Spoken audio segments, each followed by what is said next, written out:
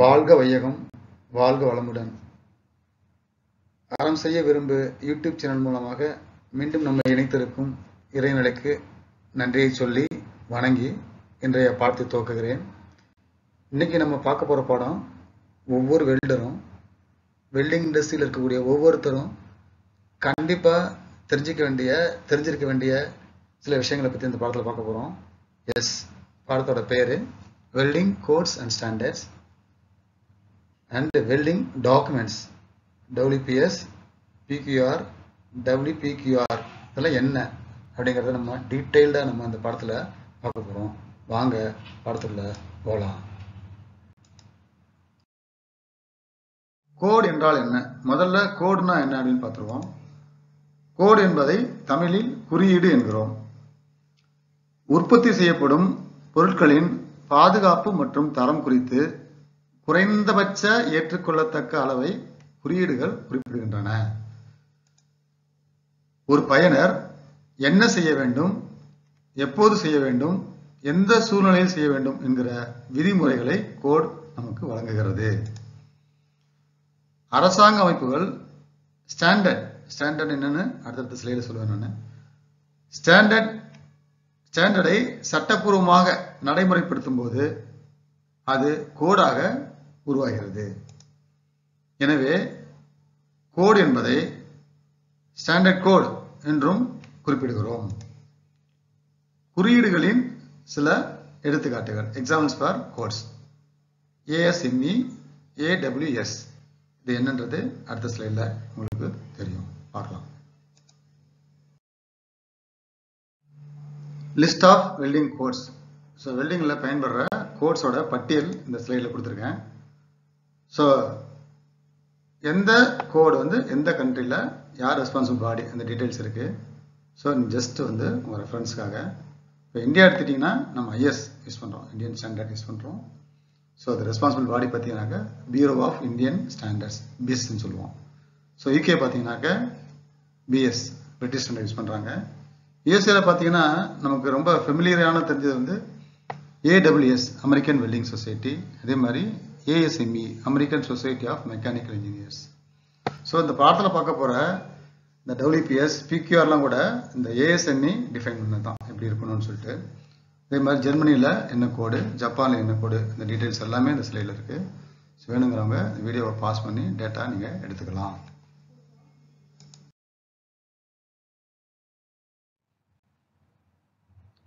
ஸ்டாண்டர்ட்னா என்ன? ஸ்டாண்டர்ட் என்பது நிலைன்னு சொல்லுவோம். அதாவது நிலையான என்று பொருள்படும் தரநிலையை குறிக்கிறது, குவாலிட்டி ஸ்டாண்டர்ட். ஒரு பயனர் என்ன செய்யணும், எப்போ செய்யணும், எந்த சூழ்நிலையில் செய்யணும் அப்படிங்கிறது மட்டும் இல்லாமல் எப்படி செய்யணும் அப்படிங்கிற வழிமுறைகளையும் இந்த ஸ்டாண்டர்ட் நமக்கு கொடுக்குது. இந்த ஸ்டாண்டர்ட் பார்த்தீங்கன்னாக்க தொழில்நுட்ப வரையறைகள், விவர குறிப்புகள் மற்றும் வழிகாட்டுதல்கள் எல்லாத்தையும் கன்சாலிடேட் பண்ண ஒரு விஷயம். ஸோ அவற்றின் தொகுப்பாகும். இவை வடிவமைப்பாளர்கள், டிசைனர்ஸ், உற்பத்தியாளர்கள், ஆபரேட்டர்கள் அல்லது உபகரணங்களை பயன்படுத்துவதற்கான வழிமுறைகளாக செயல்படுகின்றன. ஸ்டாண்டர்ட் பொதுவாக தனிப்பட்ட நிறுவனங்கள் அல்லது நாடுகளால் உருவாக்கப்படுகின்றன. அவை சட்டப்பூர்வமாக்கப்படவில்லை. சட்டப்பூர்வமாக்கிட்டோம் அப்படின்னா அது என்ன ஆயிரும், கோடா மாறிடும். ஸோ இந்த ஸ்டாண்டர்டுக்கு எக்ஸாம்பிள்ஸ் பார்த்தீங்க அப்படின்னா ASTM international, American society for testing and materials. அதே மாதிரி ISO, international organisation for standardisation. So என்னன்றது ISOன்றது அடுத்த ஸ்லைடில் நம்ம பார்க்க போகிறோம். தரப்படுத்துதலுக்கான சர்வதேச அமைப்பு, international organisation for standardisation, ISO.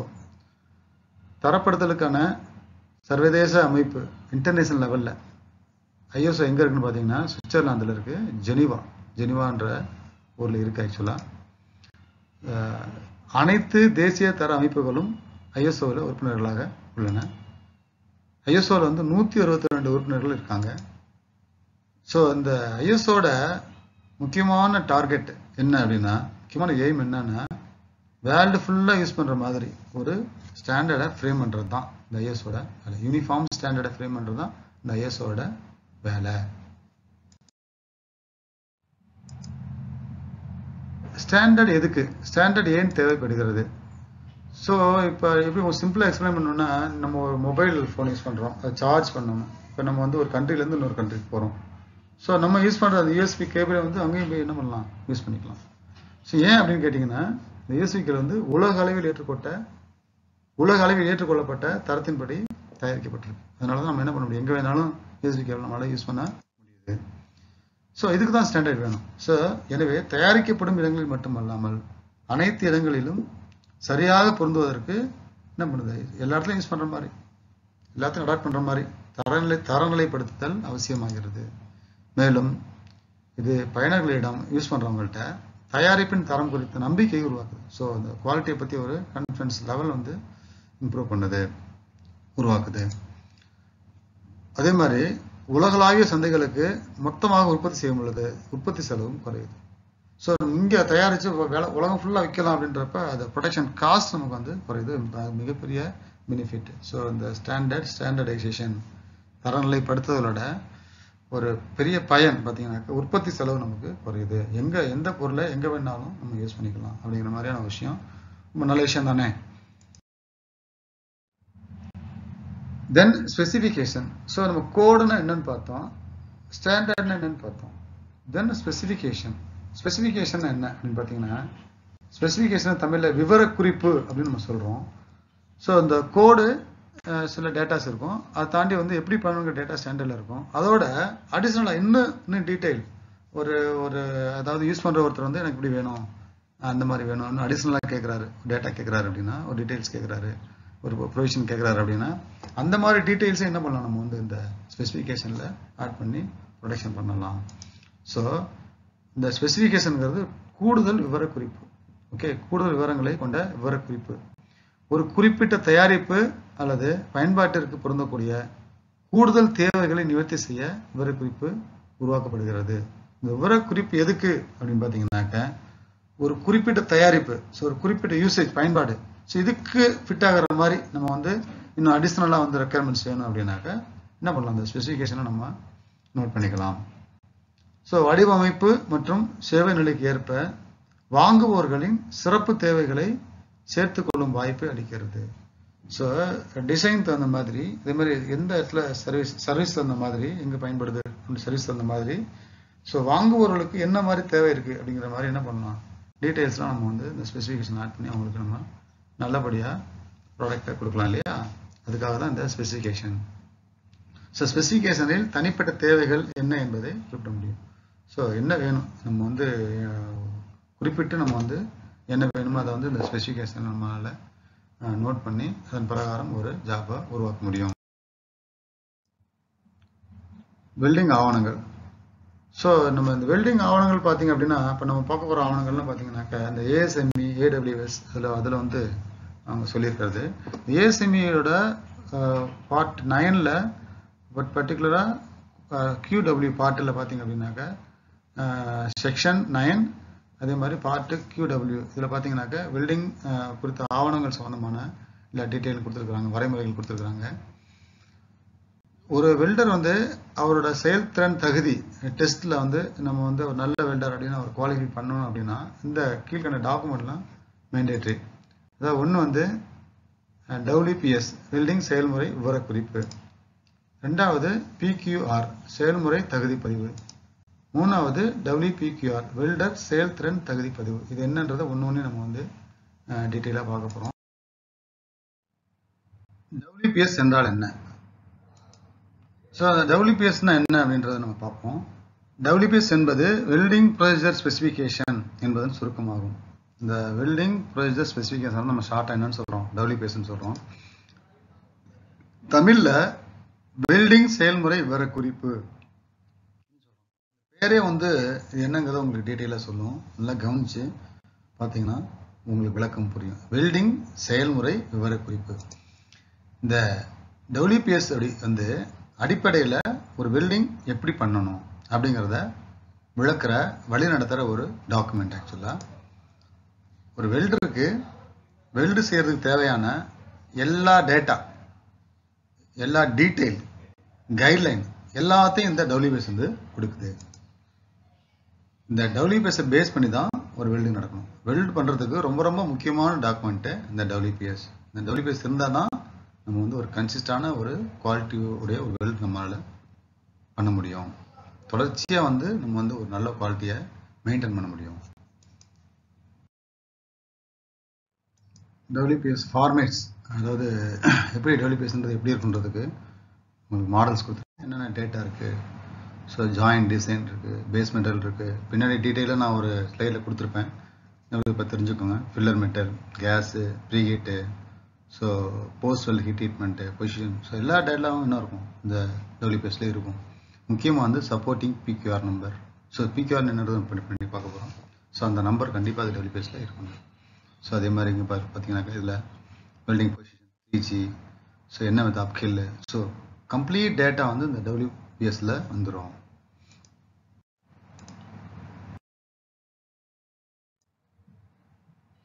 WPS ஏன் தேவை, WPS எதுக்கு, ஒரு இம்பார்ட்டன்ஸ் என்ன, எதுக்காக இந்த WPS யூஸ் பண்ணுறோம் அப்படின்னு பார்த்தீங்கன்னா, அனைத்து நிறுவனங்களுக்கும் முக்கிய இலக்கு என்பது நீண்ட ஆயுட்காலம் கொண்ட உயர்தர தயாரிப்பை உருவாக்குவதாக இருக்கும். கம்பெனி சின்னதாக இருக்கலாம், பெருசாக இருக்கலாம், ஆனால் அதோட எய்ம் பார்த்தீங்கன்னாக்கா நல்ல குவாலிட்டி உள்ள ஒரு ஜாப்பை தயாரிக்கணும் அப்படிங்கிறது தான்.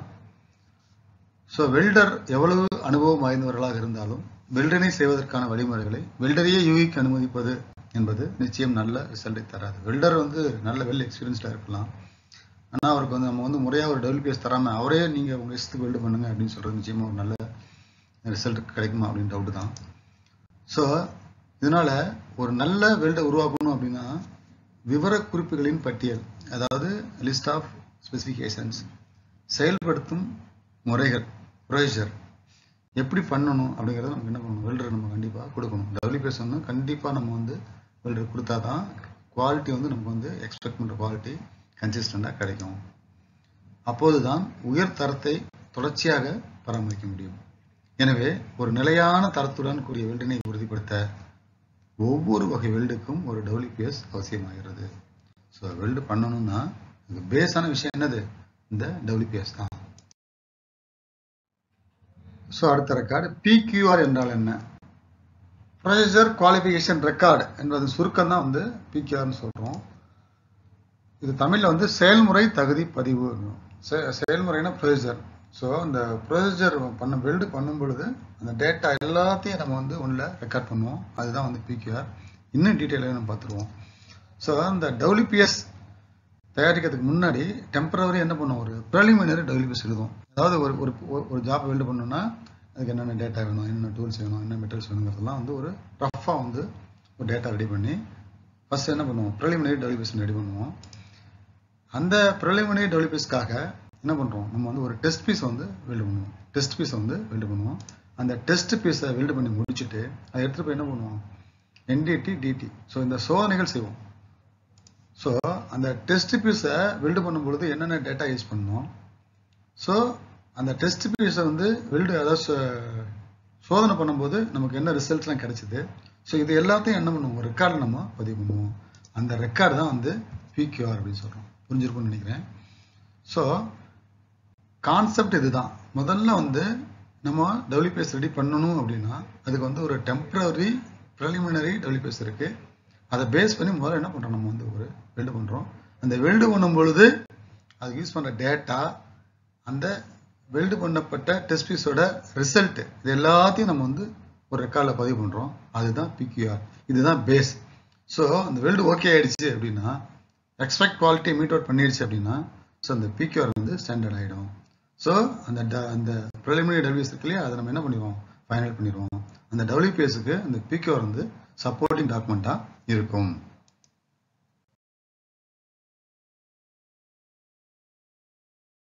PQRோட மாடல் ஃபார்ம்ஸ் கொடுத்துருக்கேன்.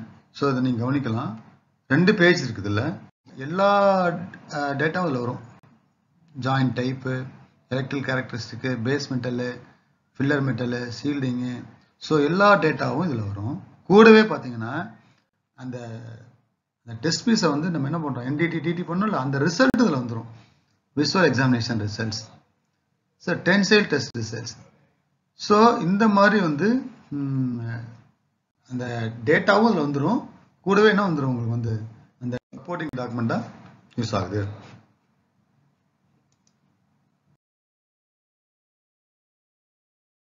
பிக்யூஆர் ஏன் தேவை, எதுக்கு இந்த பிக்யூஆர் அப்படிங்கிறது இன்னும் கொஞ்சம் நம்ம டீட்டெயிலாக பார்த்துருவோம். ஸோ நம்ம ஒரு டபிள்யூபிஎஸை வந்து நம்ம ரெடி பண்ணியிருக்கோம், அதுக்கு அப்ரூவல் வாங்கணும். ஸோ அந்த டபிள்யூபிஎஸ் வந்து ஒரு டெஸ்ட் பீஸ் ரெடி பண்ணி அதில் உள்ள டேட்டா பிரகாரம் தான் பண்ணோம், அது சப்போர்ட் பண்ணுறதுக்கு பிக்யூஆர் இருந்தது. ஸோ அந்த டெஸ்ட் பீஸ் சோதனை செய்யப்பட்டது அப்படிங்கிறதுக்கான ஆதாரமாக வந்து இந்த பிக்யூஆர் வந்து நமக்கு வந்து யூஸ் ஆகுது. தென் அந்த டெஸ்ட் பீஸ் பண்ணோம் இல்லையா, அந்த சோதனை, அந்த டெஸ்ட் பீஸை சோதனை பண்ணும் பொழுது இந்த வெல்டட் ஜாப், இந்த டெஸ்ட் வெல்டட் ஜாப் வந்து எக்ஸ்பெக்ட் குவாலிட்டியை வந்து மீட் அவுட் பண்ணுச்சு, அதாவது தரநிலைக்கு என்னங்க இருந்தது அப்படிங்கிறதையும் வந்து இந்த பிக்யூஆர் தான் வந்து ப்ரூவ் பண்ணுது. தென் ஏற்கனவே சொன்ன மாதிரி எல்லா டேட்டாஸையும், இந்த டெஸ்ட் வெல்டிங் இப்போ என்னென்ன டேட்டா யூஸ் பண்ணணுமோ எல்லா தகவலும் இந்த பிக்யூஆரில் இருக்கும். கூடவே பார்த்தீங்கன்னாக்க இந்த டெஸ்ட் ஜாப் அதை வந்து நம்ம வந்து டிடி என்டிடி பண்ணோம் இல்லையா, அந்த ரிசல்ட், அந்த ஆய்வக சோதனை அறிக்கையும் இந்த பிக்யூஆரில் இருக்கும். ஸோ இந்த ஒரு டபிள்யூபிஎஸ் அடிப்படையில் வெல்டு பண்ணால் கூட இந்த டபிள்யூபிஎஸ்க்கு வந்து சப்போர்ட்டிங் டாக்குமெண்ட் பிக்யூஆர் தான். ஸோ எப்படி பண்ணணும் அப்படிங்கிற அடிப்படை தகவல்களை கொண்ட கட்டாய ஆவணமாக ஒரு பிக்யூஆர் வந்து செயல்படுது.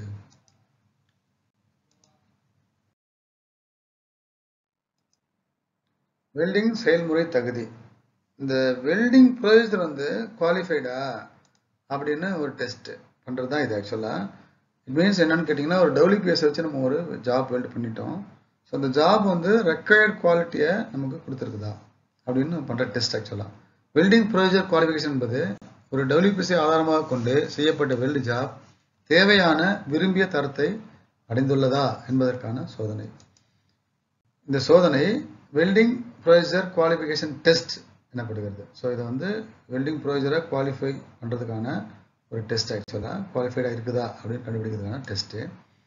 வெல்டிங் ப்ரொசீஜரின் தகுதி, இந்த வெல்டிங் ப்ரொசீஜரோட குவாலிட்டி வந்து இதன் மூலம் சோதனை செய்யப்படுகிறது. டெஸ்ட் பீஸ் வெல்டிங் மூலம் இந்த சோதனை மேற்கொள்ளப்படும். இதுக்கு நம்ம என்ன பண்ணுறோம், ஒரு டெஸ்ட் பீஸ் தான் வெல்டு பண்ணுறோம், அதை டெஸ்ட் பண்ணி தான் இந்த ப்ரொசீஜர் வந்து குவாலிஃபைடா, இதை வச்சு நம்ம வந்து ஃபர்தராக வெல்டிங் பண்ணலாமா, ரிசல்ட் நம்ம எக்ஸ்பெக்டட் குவாலிட்டி ரிசல்ட் கிடைக்குமா அப்படின்னு டிசைட் பண்ணுறதுக்கான ஒரு டெஸ்ட் தான் ஆக்சுவலாக அது.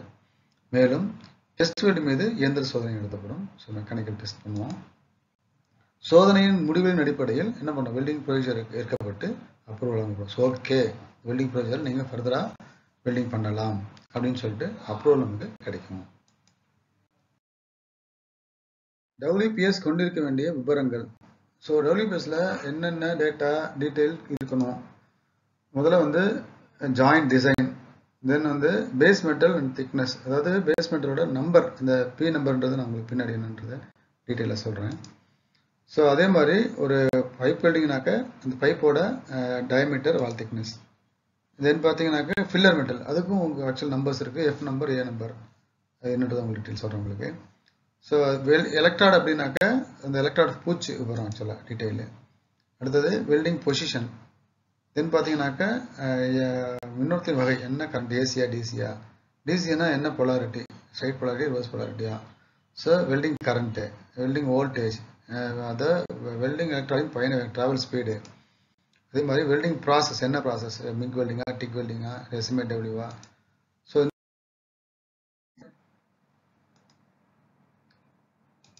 தென் டைப் ஆஃப் ஜாயிண்ட், இணைப்பின் வகை இருக்கணும் கண்டிப்பாக. அதே மாதிரி அதாவது டைப் ஆஃப் ஜாயிண்ட்னா என்ன ஜாயிண்ட், பட் ஜாயிண்டா, டி ஜாயிண்டா, ஃபில்லட் ஜாயிண்டா, அந்த detail. So edge preparation type எப்படி பண்ணணும். அடுத்து ஃபில்லட் வெல்ட் அப்படின்னாக்கா த்ரோட் திக்னஸ் இருக்கணும். ஸோ அடுத்தது கேஸ் ஃப்ளோ ரேட், கேஸ் என்ன யூஸ் பண்ணுறோம், சீலிங் கேஸ் என்ன யூஸ் பண்ணுறோம், கேஸ் ஃப்ளோ ரேட் என்ன, ஹீட் இன்புட் எவ்வளோ இருக்கணும், எவ்வளோ கொடுக்கலாம், preheat temperature, இன்டர்பாஸ் temperature, post heat temperature. இதே மாதிரி வெல்டு பண்ணி முடிச்சதுக்கப்புறம் வந்து என்ன ட்ரீட்மெண்ட் கொடுக்கணும், போஸ்ட் வெல்ட் ஹீட் ட்ரீட்மெண்ட் கொடுக்கணும். ஸோ வெப்ப சிகிச்சை விபரம், அது என்ன, அந்த டீட்டெயிலு. இது மட்டும் இல்லாமல் ஒரு வெல்டிங் பண்ணுறதுக்கு என்னென்னலாம் டேட்டா வேணுமோ எல்லா டேட்டாவும் கம்ப்ளீட்டாக வந்து டபிள்யூபிஎஸ்ல இருக்கணும். போன ஸ்லைடில் WPSல என்னென்ன டேட்டா இருக்குன்னு பார்த்தோம் இல்லையா, அந்த டேட்டா வந்து 3 டைப்ஸாக பிரிக்கிறோம். இந்த வேரியபிள்ஸ் வந்து 3 டைப்ஸாக பிரிக்கிறோம். ஒன்று வந்து எசென்சியல் வேரியபிள், அடுத்தது வந்து சப்ளிமெண்ட்ரி எசென்சியல் வேரியபிள், மூணாவது வந்து நான் எசென்சியல் வேரியபிள். ஸோ மூணாக பிரிச்சு வரோம். ஃபர்ஸ்ட் வந்து எசென்சியல் வேரியபிள்னு பார்ப்போம்.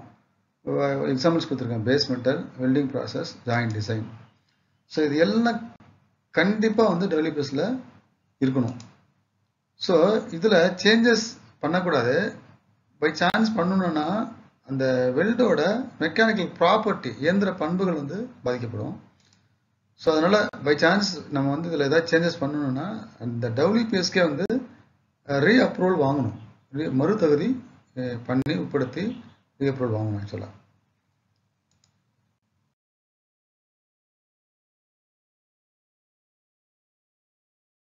துணை அத்தியாவசிய மாறிலிகள், அதாவது சப்ளிமெண்டரி எசென்சியல் வேரியபிள்ஸ். ஆக்சுவலாக இதில் என்ன வருது பார்த்தீங்கன்னா, filler metal, electrode classification, heat input. So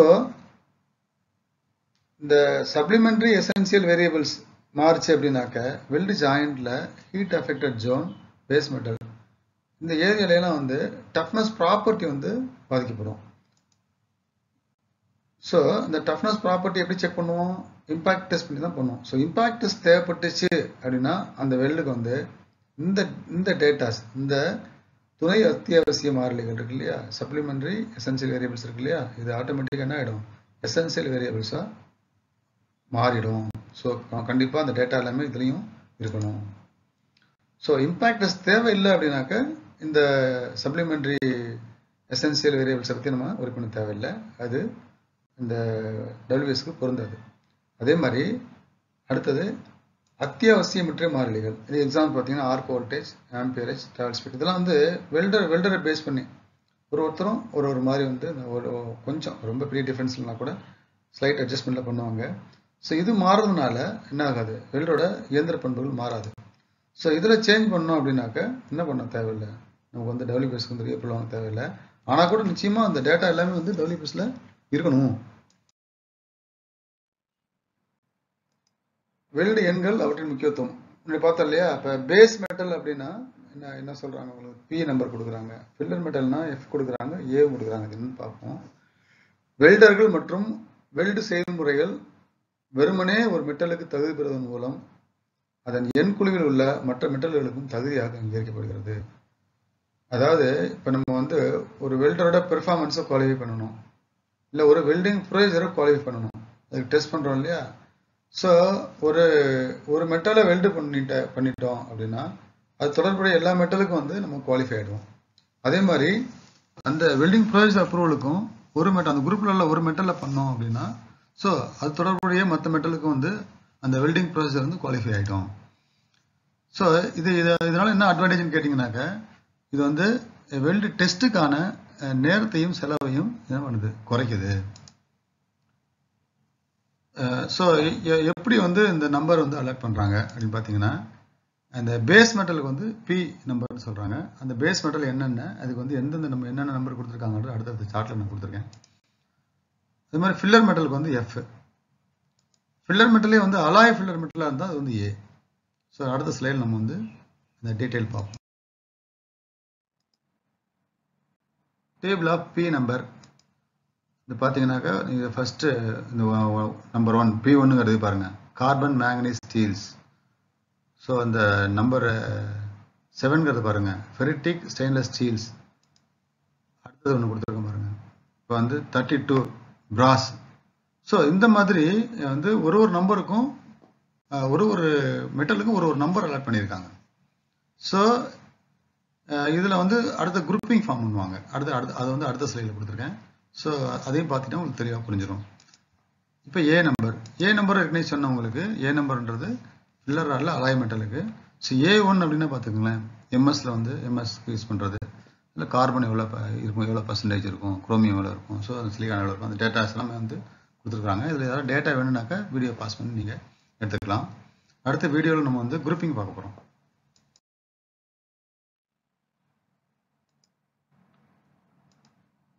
so இந்த ஸ்லைட் கவனிங்க, இது வந்து P number grouping. P1 to P11 பார்த்தீங்கன்னா steel and steel alloy. So அதே மாதிரி P21 to P30 aluminium and aluminium based alloys. அதே மாதிரி F நம்பர் பாருங்க. F நம்பர் பார்த்தீங்கன்னாக்கா F1 to F6 வந்து steel and steel alloys. F21 to F24 வந்து aluminium and aluminium based alloys. A number பாருங்க. A number பார்த்தீங்கன்னா A1ங்கிறது mild steel, A2ங்கிறது கார்பன் மாலிப்டினியம். ஸோ இப்போ இந்த குரூப் இருக்கு இல்லையா, இந்த குரூப்ல வந்து ஒரு மெட்டலையும் தனித்தனியாக அடிச்சு குவாலிஃபை வேண்டிய அவசியம் இல்லை. அது வெல்டிங் ப்ரொசீஜராக இருக்கலாம், இல்லை வெல்டரோட பெர்ஃபார்மன்ஸ் வந்து டெஸ்ட் பண்ணுறதா இருக்கலாம். ஒரு மெட்டலும் தனித்தனியாக தேவையில்லை. இந்த குரூப்பில் உள்ள ஒரு மெட்டலை நம்ம வந்து வெல்டு பண்ணுறோம், பட் அதாவது எந்த மெட்டல் வெல்டு பண்ணாக்க மற்ற எல்லா மெட்டலும் குவாலிஃபைடு அப்படின்னு டேட்டா இருக்குது. ஸோ அதை பேஸ் பண்ணுறதுக்கு தான் அது பேஸ் பண்ணி அந்த டெஸ்ட் டைம் குறைக்கிறதுக்காக இந்த குரூப்பிங் பண்ணியிருக்கிறாங்க.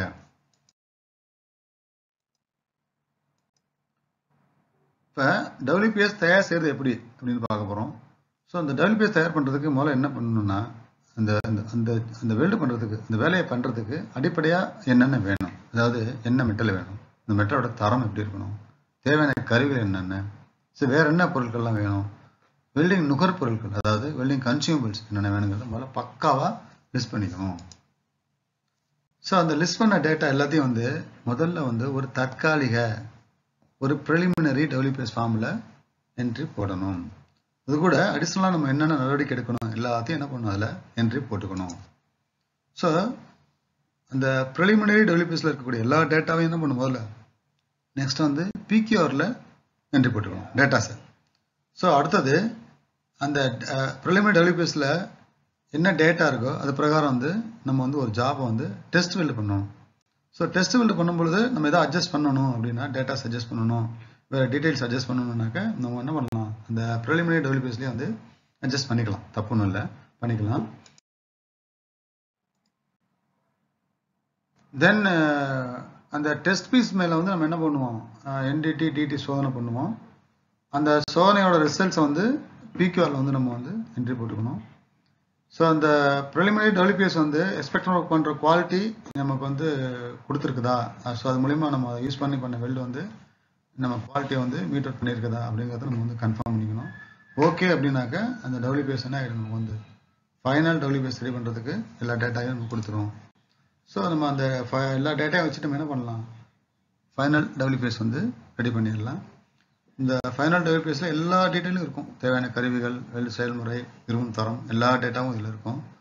ஸோ இதில் ஏதாவது வந்து தப்பு இருக்குதா, பிழைகள் இருக்குதா அப்படின்றது, இல்லைன்னா பிழைகள் இல்லை அப்படிங்கிறத நம்ம என்ன பண்ணுறதுக்கு கன்ஃபார்ம் பண்ணுறதுக்காக இந்த WPSை நம்ம என்ன பண்ணுவோம், ரீசெக் பண்ணிப்போம்.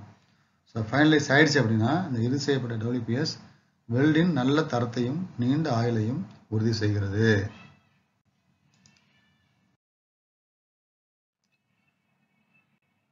ஸோ இந்த ஸ்லைடில் பார்த்தீங்கன்னாக்கா WPS எப்படி தயார் பண்ணுறது அப்படிங்கிற ஒரு வீடியோ சில வந்து அட்டாச் பண்ணியிருக்கேன். பார்த்தீங்கன்னா உங்களுக்கு ஒரு அடிஷ்னல் ஐடியா கிடைக்கும். பார்த்தீங்கன்னா இது வந்து சிஸ்டம் ரெடி பண்ணுறது, கவனிங்க, ஜெனரல் இன்ஃபர்மேஷன் இருக்குது, மெட்டீரியல் இருக்குது, ஜாயிண்ட் பொசிஷன், ஸோ அந்த டெக்னிக்ஸ், எலக்ட்ரிக்கல் ப்ராசஸர்ஸ் எல்லா டேட்டாலும் அதில் வந்துடும். கம்ப்ளீட் டேட்டா டைப் பண்ணுறாரு பாருங்க, SMIW. So the 7018 is your filler metal class. Filler metal diameter, let's just go with 1/8 of an inch.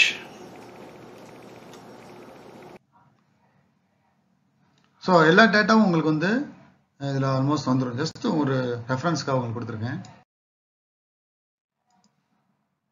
இந்த ஸ்லைட் பார்த்தீங்க அப்படின்னாக்கா PQR வந்து எப்படி ரெடி பண்ணுறாங்க அப்படின்ற ஒரு வீடியோ, ஜஸ்ட் உங்கள் ரெஃபரன்ஸ்க்காக.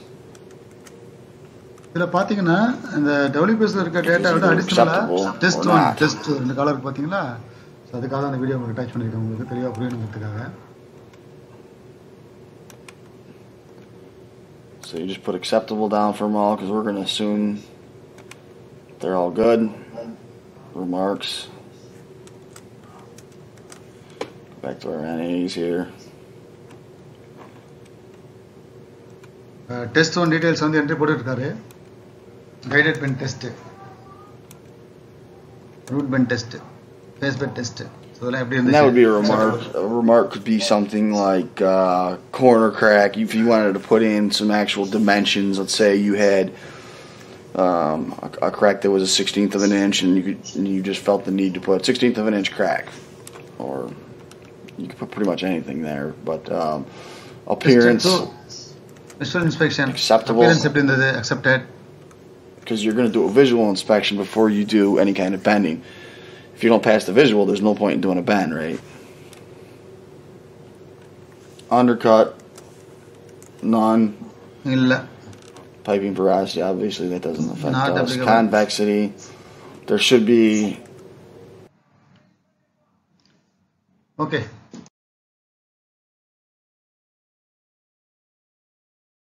வெல்டர் செயல்திறன் தகுதி. ஸோ இது வந்து ஒரு வெல்டரோட பெர்ஃபார்மன்ஸை எப்படி குவாலிஃபை பண்ணுறாங்க. இது வந்து ஒரு வெல்டருக்கு வந்து வெல்டு செய்கிற திறன் இருக்குதா.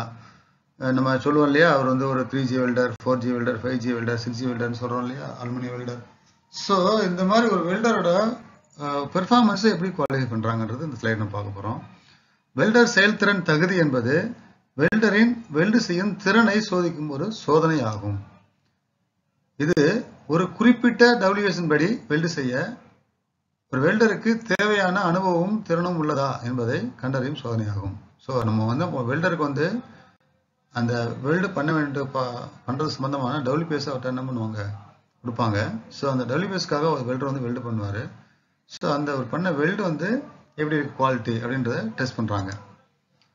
வெல்டர் WPS படி டெஸ்ட் வெல்டு செய்வார். வெல்டர் வெல்டிங் செய்த டெஸ்ட் வெல்டின் மீது சோதனைகள் நடத்தப்படும், NDT, DT. இந்த சோதனைகளின் அடிப்படையில் ஒரு வெல்டர் செய்த வெல்டு தொடர்பாக ஒரு தகுதி பதிவு தயாரிக்கப்படும். ஸோ அவர் பண்ணுறாரு இல்லையா, டெஸ்ட் வெல்ட் பண்ணுறாரு இல்லையா, பண்ணும் பொழுது அவர் என்னெல்லாம் டேட்டாஸ் யூஸ் பண்ணுறாரு, அவர் என்னெல்லாம் டெக்னிக்ஸ் யூஸ் பண்ணுறாரு. ஸோ அவர் பண்ண ஜாப்பை வந்து டெஸ்ட் பண்ணும் பொழுது NDTயில் என்ன ரிசல்ட்டு, DTயில் என்ன ரிசல்ட்டு, எல்லாத்தையும் வந்து நம்ம என்ன பண்ணுவோம், ஒரு ரெக்கார்ட் பண்ணுவோம். ஸோ அந்த ரெக்கார்டுக்கு பேர் WPQR, welder performance qualification record. So இதை பேஸ் பண்ணி தான் அந்த என்ன வெல்டருக்கு வந்து தகுதி சான்றிதழ் வந்து கொடுக்குறாங்க.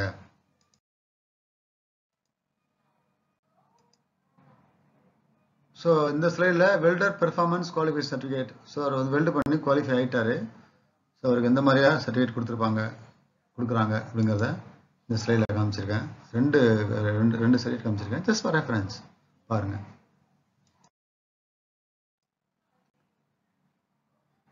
வெல்டர் செயல்திறன் தகுதி பதிவு. போன ஸ்லைடில் பார்த்தோம் இல்லையா, ஒரு வெல்டரோட பெர்ஃபார்மன்ஸ் டெஸ்ட் பண்ணும் பொழுது அவர் யூஸ் பண்ணுறதெல்லாம் வந்து டேட்டாஸ்லாம் வந்து என்ட்ரி போடுவாங்கன்னு சொன்னா இல்லையா, அந்த ரெக்கார்டுக்கு பேர் தான் வந்து வெல்டர் செயல்திறன் தகுதி பதிவு.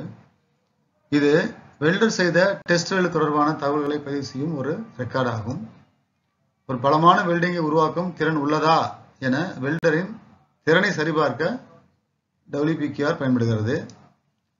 WPS படி வெல்டர் வெல்டிங் செய்யும் பொழுது அனைத்து டேட்டாக்களும் WPQRல் பதிவு செய்யப்படும். இது குறிப்பிட்ட WPSல் பணிபுரியும் புரிதலையும் நிரூபிக்கப்பட்ட திறனையும் வெல்டர் கொண்டுள்ளார் என்பதை காட்டுகிறது. ஸோ இந்த ரெக்கார்டு அவர் இந்த வெல்டரோட பெர்ஃபார்மன்ஸ் நம்ம என்ன பண்ணுறோம், வெல்டரை குவாலிஃபை பண்ணுறதுக்காக வெல்டர் பெர்ஃபார்மன்ஸை டெஸ்ட் பண்ணுறோம். டெஸ்ட் பண்ணும் பொழுது நம்ம டேட்டாலாம் என்ட்ரி போடுறோம் இல்லையா, அந்த ரெக்கார்டுக்கு பேர் என்ன பேர், WPQR. ஸோ இந்த ஸ்லைடில் வந்து WQR ஃபார்மேட் கொடுத்துருக்கேன். Welder and welding operator performance qualification record, welder name, so அந்த பேஸ் மெட்டல், ஃபில்லர் மெட்டல், இதுவும் ஸோ எல்லா டேட்டாவும் இதில் வந்து வந்துடும். இந்த WPQRல வந்து வேல்யூஸ் எப்படி இருக்குது, அவர் நல்லா வெல்டு பண்ணியிருக்காரா அப்படின்றது இதுதான் வந்து ஷோ பண்ணும். இதை பேஸ் பண்ணி தான் வந்து வெல்டருக்கு வந்து இந்த குவாலிஃபிகேஷன் சர்டிஃபிகேட் நம்ம கொடுப்பாங்க. பொசிஷனல் வெல்டிங் செய்வதற்கான வெல்டரின் தகுதி. ஸோ அந்த டேபிள் கால் பாருங்கள். அவர் வந்து இப்போ ஒருத்தர் 1G பாஸ் பண்ணிட்டாருன்னா 1G மட்டும்தான் அடிக்க முடியும். 2G ஒருத்தர் பாஸ் பண்ணிட்டார், ஸோ அவர் என்ன பண்ணலாம், 1G அடிக்கலாம், 2G அடிக்கலாம். ஒருத்தர் 3G டெஸ்ட் பாஸ் பண்ணிட்டார், அதாவது அவர் 3G வெல்டர் அப்படின்னா என்ன பண்ணலாம், 3G 1Gயும் குவாலிஃபைட். 4Gயே பாஸ் பண்ணிட்டார் அப்படின்னா 4G மட்டும் இல்லாமல் 1G 3G எல்லாத்தையும் அடிக்கலாம். அதாவது டேரெக்டாக அப்பியர் ஆகிருக்காரு. இப்போ டேரெக்டாக ஒருத்தர் வந்து 5G வந்து அப்பியர் ஆகி பாஸ் பண்ணிட்டாரு, சர்டிஃபிகேட் வாங்கிட்டாருன்னா அவர் 1G 3G 5G எல்லாத்தையும் அடிக்கலாம். இன்னொருத்தர் 2Gயும் பாஸ் பண்ணிட்டாரு, 5Gயும் பாஸ் பண்ணிட்டார், அவர் வந்து ஃபுல்லி குவாலிஃபைடு, ஆல் பொசிஷன் எல்லா பொசிஷனும் அவர் வந்து வெல்டு பண்ணலாம். ஸோ அதே மாதிரி 6Gயே ஒருத்தர் டேரெக்டாக அடிச்சு பாஸ் பண்ணிட்டாரு, சர்டிஃபிகேட் வாங்கிட்டார், 6G சர்டிஃபிகேட் வாங்கிட்டார் அப்படின்னா அவர் வந்து ஆல் பொசிஷன் வெல்டர், எல்லா position 1, 2G 3G 4G 5G 6G எல்லா பொசிஷன்லையும் அவர் வெல்டு பண்ணுறதுக்கு தகுதி இருக்குது அப்படின்னு அர்த்தம். Okay okay good. நம்ம வந்து பாடத்தோட இறுதிக்கு வந்துட்டோம். ஸோ இந்த பாடம் தொடர்பான உங்களோட கருத்துக்களை நீங்கள் கமெண்ட் பாக்ஸில் பதிவு பண்ணலாம். இந்த சேனலை இன்னும் சப்ஸ்கிரைப் பண்ணாதவங்க சப்ஸ்கிரைப் பண்ணிக்கோங்க. ஸோ நான் போடுற வீடியோ உங்களுக்கு உடனுக்குடனே வந்து நோட்டிஃபிகேஷன் வந்துடும். ஸோ இதே போன்று இன்னும் ஒரு நல்ல வீடியோவில் நம்ம மீண்டும் சந்திப்போம். அதுவரை உங்களிடமிருந்து விடைபெறுவது இளமுருகு அழகப்பன். வாழ்க வையகம், வாழ்க வையகம், வாழ்க வளமுடன்.